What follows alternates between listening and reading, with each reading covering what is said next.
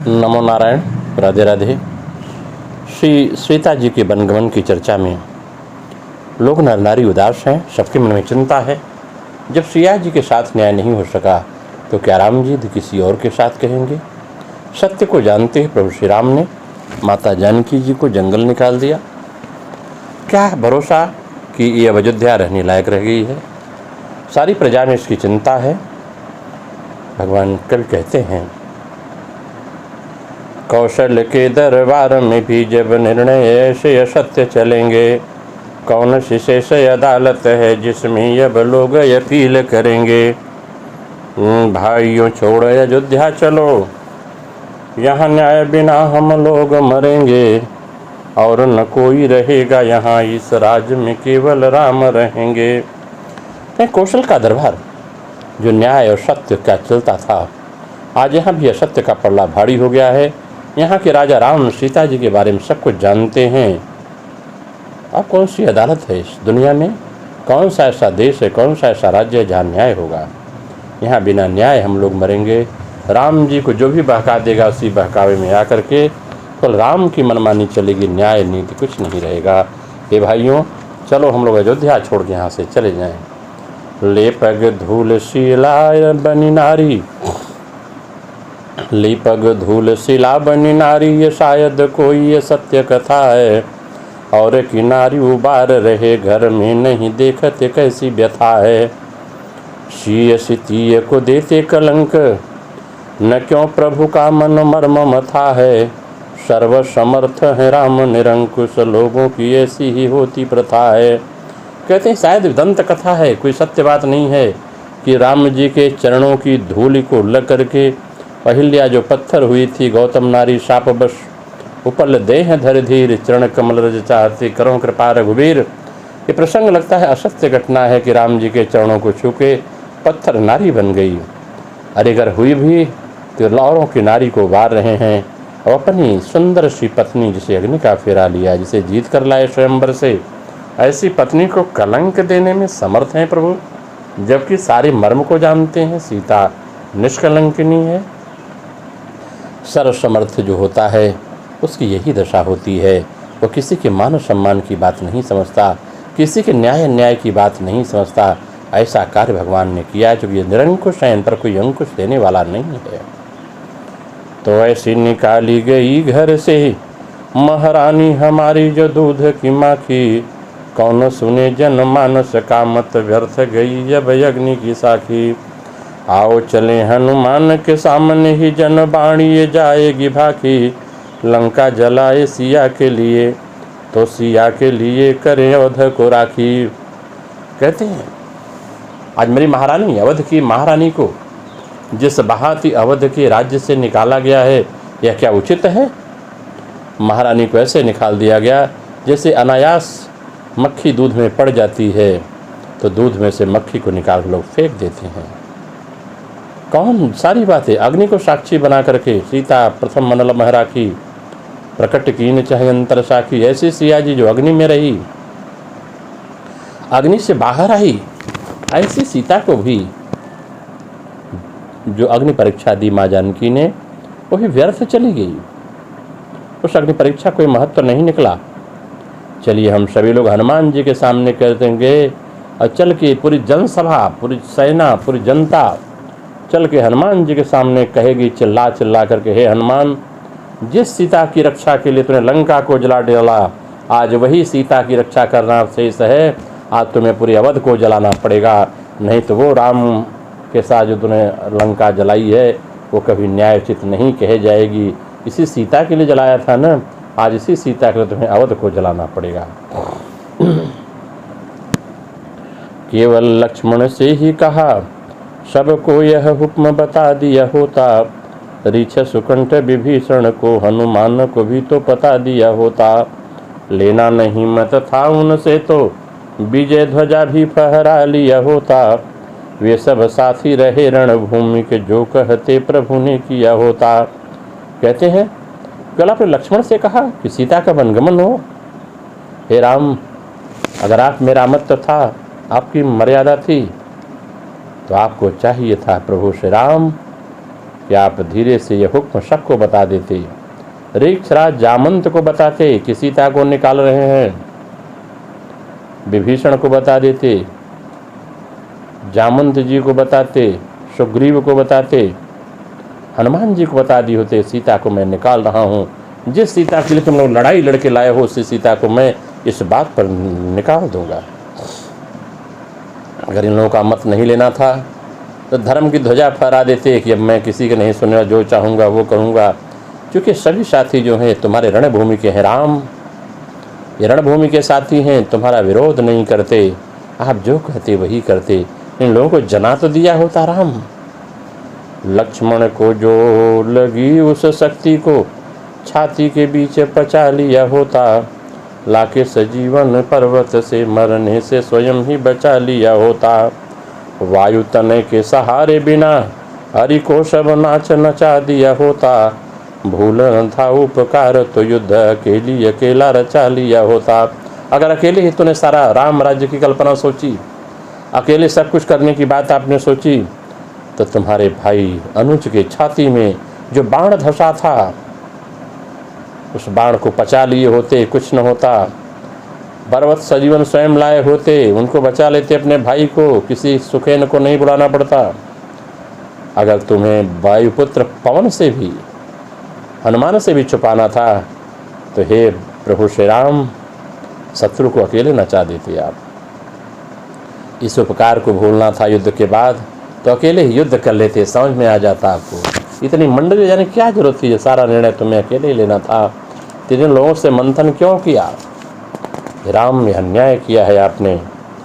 पावक वैदिक देव बना करें, कैसे तपेगा भला रवि जैसे। अग्नि शिखा कभी सीधी न दिखती, कांपती वायु से है नहीं भय से। राज्य का है मद और भी भाई, गुमान पला करता यहाँ ऐसे। जो रवि वंश में हो जन्मा, वह अग्नि का निर्णय मानेगा कैसे। कहते हैं लोग, वैदिक लोग, बड़ी परंपराओं में हमारे नियम है, लोग अग्नि को साक्षी मानते हैं। जिस अग्नि को लोग साक्षी मान करते हैं, ऐसी अग्नि क्या तपेगी, सूर्य क्या तपेंगे। अग्नि की शिखा कभी सीधी नहीं जाती महाराज, हिलती रहती है, कांपती रहती है। वो कैसे कांपती है? वायु से कांपती है, भय से नहीं कांपती किसी के। तो भैया राज का मद है राम को, राम इतने मदशाली हो गए, इनको गुमान पला है। क्योंकि रविवंश में जन्मे हैं तो अग्नि का निर्णय इन्हें कैसे भाएगा। ऐसे राम, अग्नि परीक्षा इनके लिए छोटी है। सूरज के नाम पर वंश के गुमान वाले, समय कहेगा कौन खोटा है कौन है खरा। सारी राज नहीं थी एक दासी थी पलट गई, खानदान खूब पहचानती थी मंथरा। बाप ने तो पूत को दिया था बनवास पर, पूत ने तो एक पग और आगे है धरा।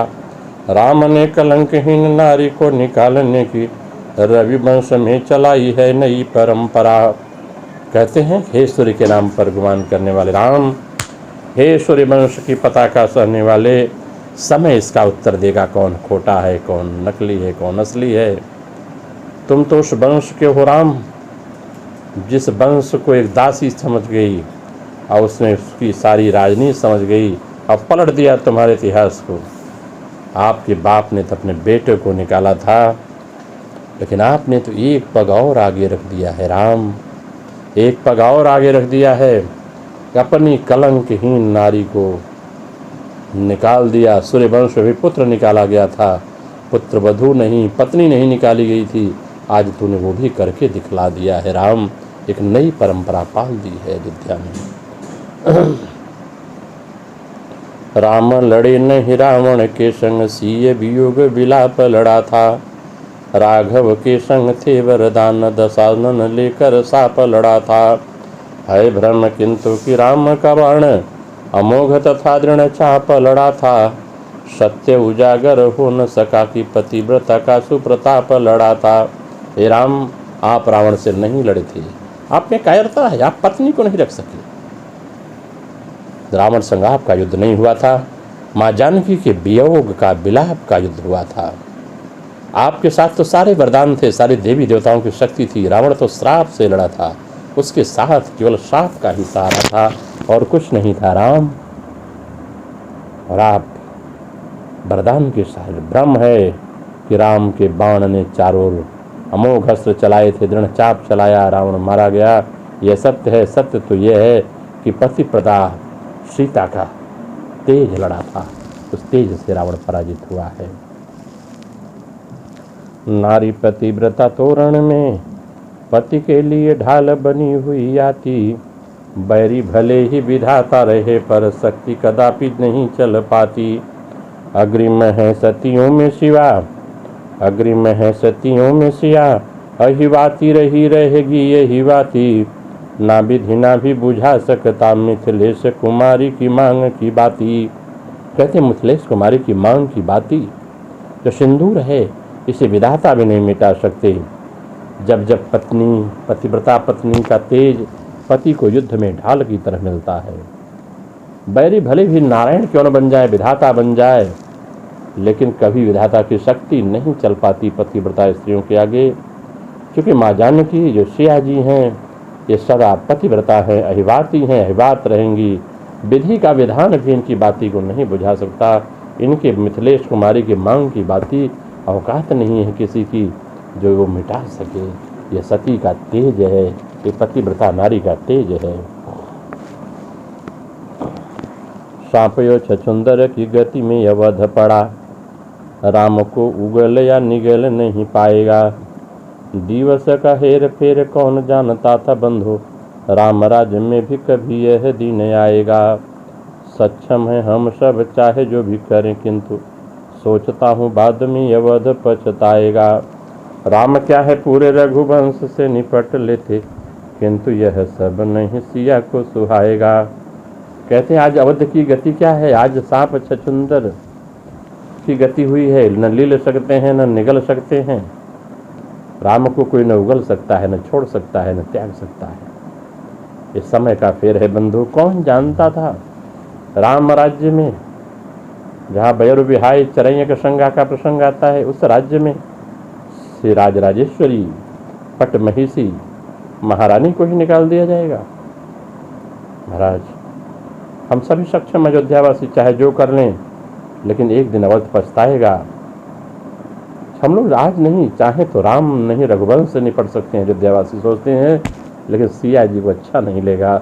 सिया जी का इतना पावन चरित्र है कि पति के आदेश का पालन करने के लिए सिया जी जंगल में चली जाती हैं। तो राम गए बन थे तब निगने हमें सारी प्रजा का हृदय अनुरागा। जानता जो दिन आएंगे तो कभी न उड़ाता मुड़े रे फेंकागा। भूल हुई कह तुमसे सबका दुर्भाग्य उसी क्षण जागा। 14 वर्ष ही सूझा तुझे भरा जीवन का वनवासन मांगा।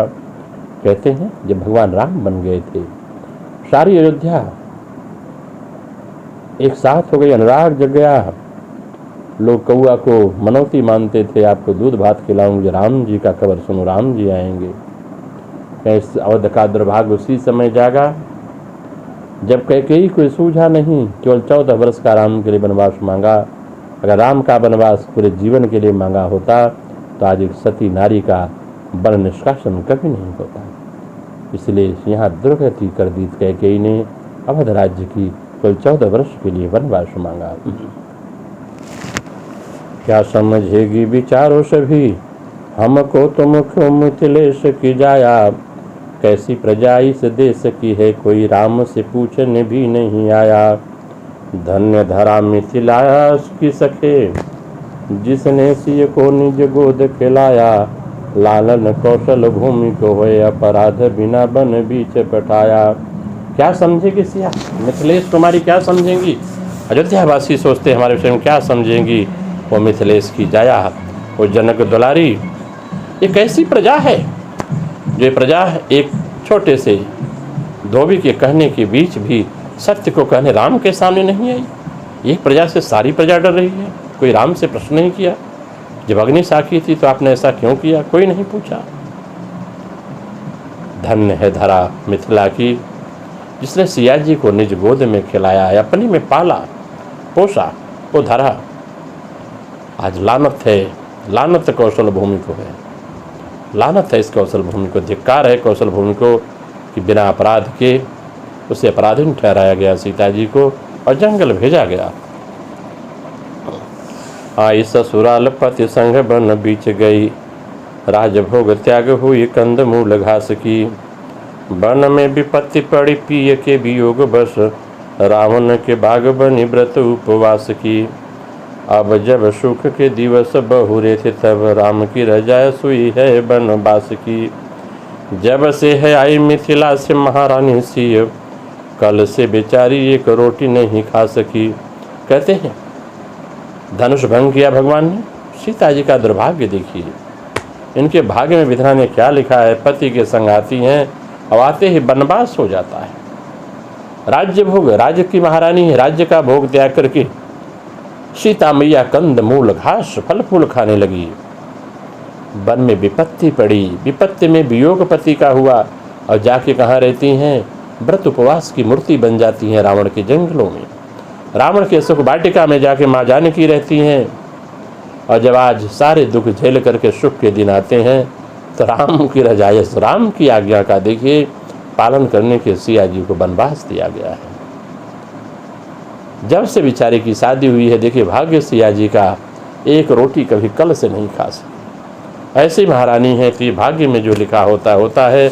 आज सिया जी पर इतने बड़े बड़े संकट आके पड़े हुए।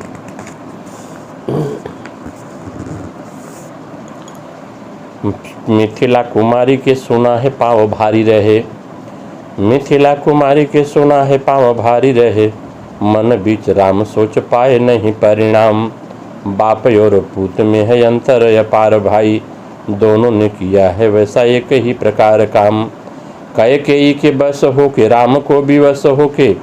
देखे बनवास दशरथ गए सूरधाम, किंतु गर्भयाई हुई संतति को बन भेज। बैठ की अवध कैसे राज भोगते हैं राम।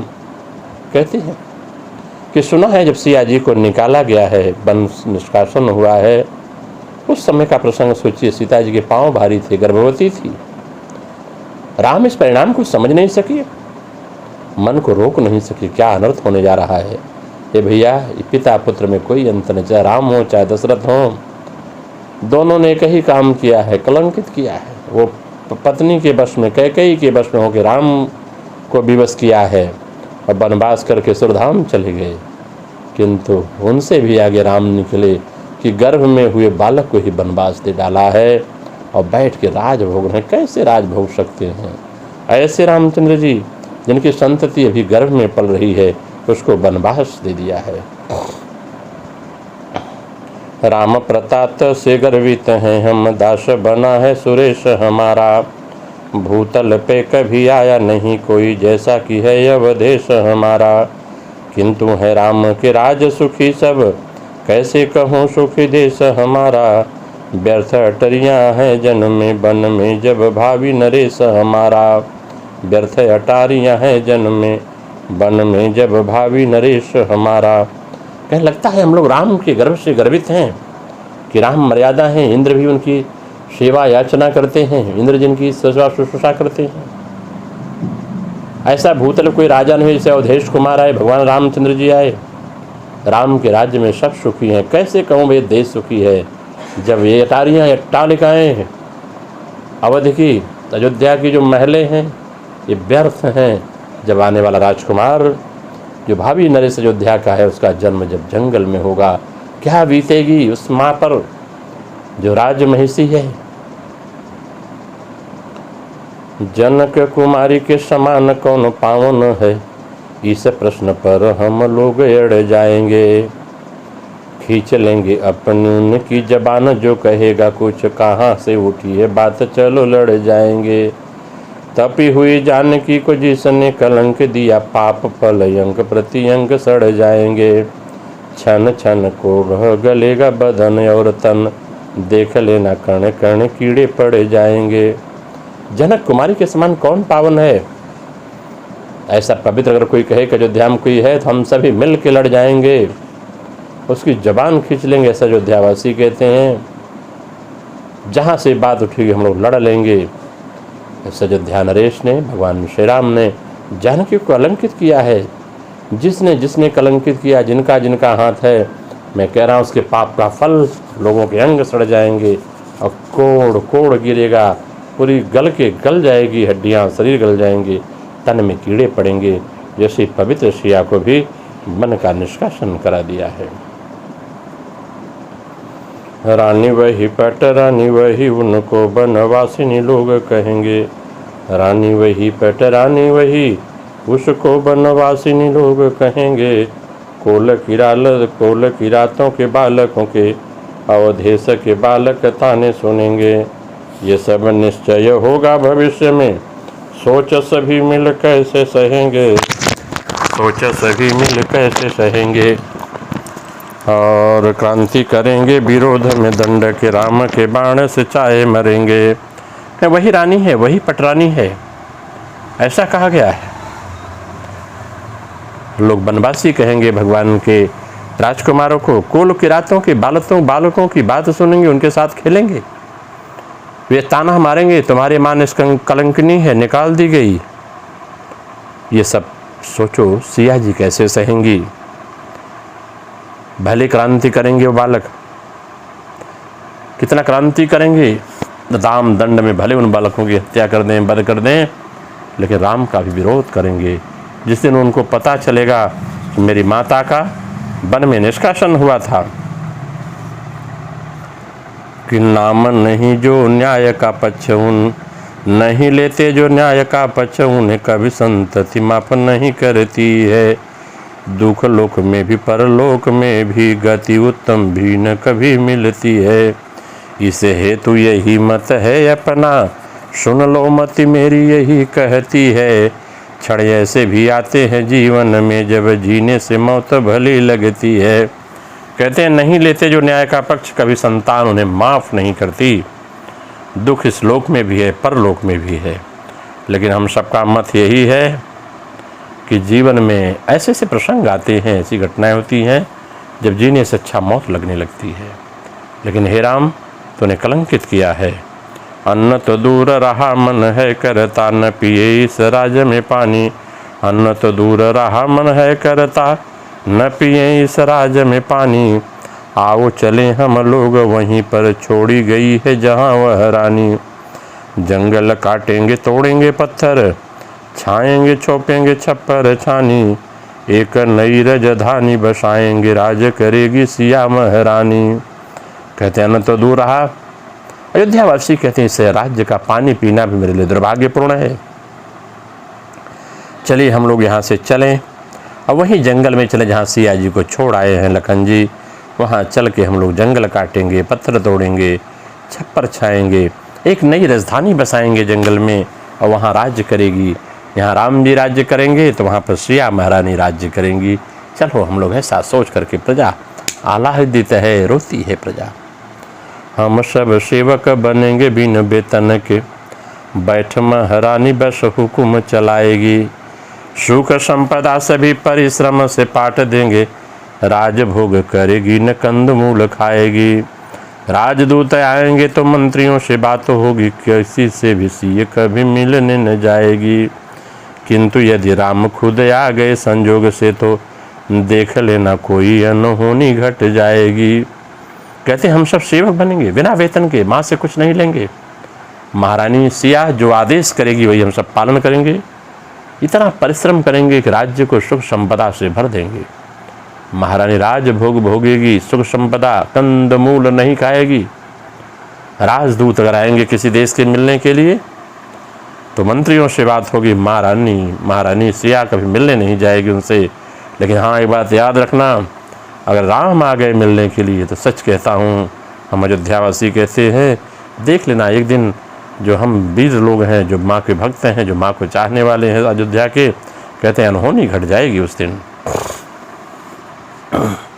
बातें आई बीत गई, कहने को शेष रही कुछ न मजाए, भूल बिसरी कहानी में। राम चले बन को तो अवध उमड़ पड़ा, रुका नहीं सका कोई महल पलानी में। किंतु अब रानी जब जंगल में छोड़ी गई, मौज लूटते हैं लोग बैठ राजधानी में।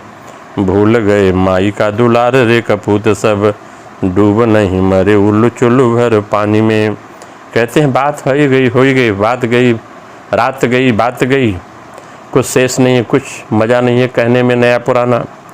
सोचिए, जब भगवान राम को बल निकाला गया, कोई अपनी अयोध्या में नहीं रुका, सारा अवध उमड़ पड़ा, कोई महलों में नहीं रुका, सब ताले खोल के चले गए। किंतु आज महाराज की रानी महारानी जंगल में छोड़ी गई, सब मौज लूट के पड़े हुए हैं राजधानी में, भूल गए सब माता पिता का दुलार चरित्र भूल गए। ऐसे अयोध्यावासियों को तो चुल्लू भर पानी में डूब मरना चाहिए। जैसे भक्त लोग जो माँ के भक्त हैं कहते हैं, चहल पहल हाट बाट दिखती है बंधु, मन राम में है नहीं सीता महारानी में। घाट घाट स्नान ध्यान पहले सदृश सब, आज भी तो चलता है सब राजधानी में। नागरिक मौन है मुझे तो लगता है, बदलाव कुछ आ गया है नदी की रवानी में। पानी पर मर मिटे ऐसे पानीदार, अब पानी नहीं बहता है सरजू के पानी में। अब वह सब राजपाट जो है जब से ऐसा सब राम राम कर रहे हैं, सब मौन है, किसी से कोई मतलब नहीं है। लगता है पानीदार लोग अयोध्या में श्री धाम में नहीं रह गए हैं। अगर पानीदार लोग होते तो श्री धाम अयोध्या की दुर्दशा कभी नहीं होती। मैं तो नहीं कहता किसी से कुछ, बोलने को करे बाध्य बुढ़ापा। शीय निकासन के दिन अग्नि बेचारा न कहीं दुबका हुआ कांपा। जान की साजिश को मिला है यहाँ दैहिक दैविक भौतिक तापा, किंतु उड़ाई गई अफवाह है राम के राज्य में काहून व्यापा। कहते हैं मैं तो नहीं कर सकता किसी से कुछ, लेकिन बोलने को बाध्य हूँ, बुजुर्ग हूँ। सिया का निकासन हुआ, अग्नि भी उस दिन काँप गई हुई मेरे सामने, मुझ में से प्रतिज्ञा कराई गई, अग्नि परीक्षा की गई। जानकी बेचारी क्या मिला, दैहिक दैविक भौतिक सारे ताप का मिला, केवल अफवाह उड़ाई गई है कि राम राज्य में किसी को दुख राम राज्य का हूँ नहीं व्यापा, किसी को दुख नहीं राम राज्य में है, ये केवल अफवाह उड़ाई गई है। ऐसी जनवाणी भी जहाँ तहाँ से आने लगी, भाई हम दोष देंगे मात्र विधि बाम को। कोमल कृपाल रघुनायक हमारे अति नहीं सोच पाए दुखदायी परिणाम को। मंथरा का वंश निर्वंश तो हुआ है नहीं, आज भी निभाए जा रहा है निज काम को। जैसे कैकेयी की मत फेरी गई किसी से, अवश्य बहकाया होगा भोले भाले राम को। जन जन से वाणी आने लगी, लोग कहने लगे कि हम इसका दोष मात्र विधाता को देते हैं। पता नहीं क्यों क्या हुआ है अयोध्या में, भगवान लगता है विधाता का दोष है। कोई सोच राम लगता है इस परिणाम को नहीं समझ पाए, इतना बुरा परिणाम होगा। मेरा राजकुमार भविष्य पल रहा है, फिर भी मैं वन को निकालना हूँ। मंथरा का तो निर्वंश आज तक नहीं हुआ, कोई न कोई निभाया जा रहा है। कैकेयी की मति फेरी गई मंथरा के द्वारा, हो सकता है राम की भी मति किसी ने फेर दिया हो, इसलिए राम ऐसा निर्णय कर पाए। समझ में आए नहीं सिय निष्कासन से, अवधया राम जी का कौन सा भला भया। अवधेश द्वारा दिया गया अनुचित दंड, आज सारी प्रजा का हृदय दहला गया। प्रथम तो पावक परीक्षा ही उचित न थी, दूजे उस घाव पर नमक मला गया। सीता तो निकाली गई मात्र इस अवध से, राम का सुयश तीनों लोक से चला गया। कहते हैं समझ नहीं आता सीता निष्कासन क्यों राम जी ने किया। ऐसे अयोध्या क्या राम का क्या भला हो गया, कौन सी ऐसी विडंबना हो गई सीता निकालने से अयोध्या राम का भला हो गया हो। अवधेश के द्वारा यह अनुचित जो दंड दिया गया, सारी प्रजा के हृदय को दहला दिया है भगवान ने।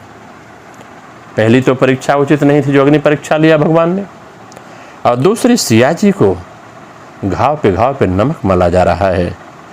सीता जी तो मात्र अवध से निकाली गई, लेकिन सच कहता हूँ भाई कि राम का सुयश तीनों लोक से चला गया। जब सिया जी का चरित्र आएगा तो राम जी का चरित्र, जो पुरुषोत्तम भगवान राम हैं, श्री राम हैं, उनका चरित्र छोटा पड़ जाता है। माता है पिता से बड़ी मान बन, माता है पिता से बड़ी मान बन मत जाओ। राजमाता ने ये बात राम जी से भी कही, किंतु जब सिय को निकाला गया वही माई कुछ भी न बोली, जाने कैसे चुप ही रही। सगी माता के समान और माता होंगी नहीं, पुरखों के द्वारा ये कहावत बनी सही। पूत के लिए जो पति से भी बड़ बन गई, चुपचाप पुत्र वधि के लिए वही रही। कहते हैं जब भगवान का वन निष्कासन हुआ था तो कैकेयी ने का जब वन आदेश हुआ तो कौशल्या माँ ने कहा अगर केवल पिताजी का आज्ञा है तो मेरा आदेश है मत जाओ, लेकिन अगर माता का भी आदेश तभी जाओ। ये राजमाता ने कहा, लेकिन वही राजमाता आज सासू है। सिया जी को वन निष्कासन हुआ, बोल नहीं पाई, एक शब्द नहीं बोला। महाराज सगी माता के समान अगर सारी माताएं होती तो आज इस दुनिया में पुत्र बहू का वधू का झगड़ा नहीं होता, सास बहू का झगड़ा नहीं होता। अगर सगी माँ के समान वो माँ माने। पुरखों के द्वारा कहावत कही गई है, पूत के लिए भी अपने बेटे के लिए कौशल्या माँ आगे आ जाती हैं पति के, लेकिन पुत्र वधू जब निकाली गई कौशल्या माँ के मुंह में भी छेद नहीं रहा। आगे के प्रसंग की चर्चा फिर करेंगे। नमो नारायण। राधे राधे।